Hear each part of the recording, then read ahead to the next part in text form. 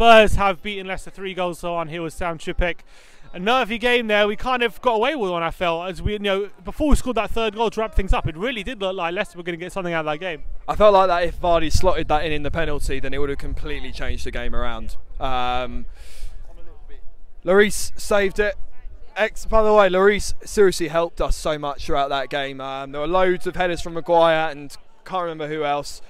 I feel like, Lloris today, amongst the constant criticism he gets and the mistakes that he can make due to his distribution and his decision making, he did very well today, despite those criticisms. Yeah, he kind of that moment, as you say, he saved the penalty. A minute later, we go and get a second goal from Eriksen. That really changed the game, didn't it? It pretty much won us the match, you'd say.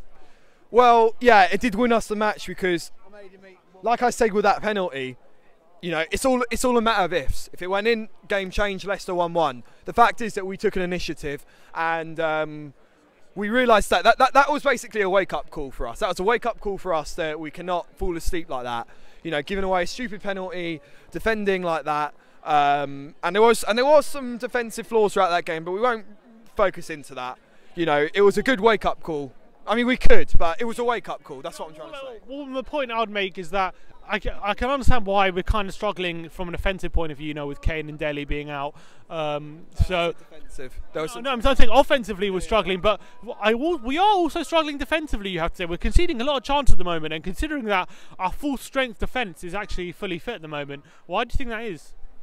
You know what? Yeah, I found it quite weird that Alderweireld was not in the starting 11. And Skip was there ahead. Not that Skip didn't do anything wrong that game. He had one eye on Dortmund for that decision.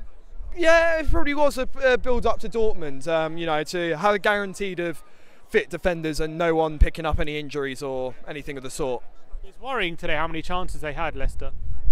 Yeah, it was worrying, but end of the day, Leicester have players like Vardy, who, is arguably their best player. He was definitely their best player on the pitch. Yeah, and Leicester and Tottenham, there's... Come on, you Spurs. There's this not a rivalry, but they want to show up against us because they bantered us a couple of times, that whole 3-horse race thing.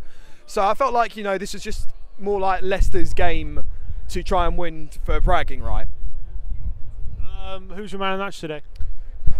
Tough one. I think it's Harry Winks, to be honest. I was very impressed with the way he played, the way he was controlling that midfield. I know the midfield went a little bit stale towards the end, slightly towards the end, and Leicester had a couple more chances when we were winning 3-1 up, but for me it has to be Harry Winks. If not, then maybe Musa Sissoko.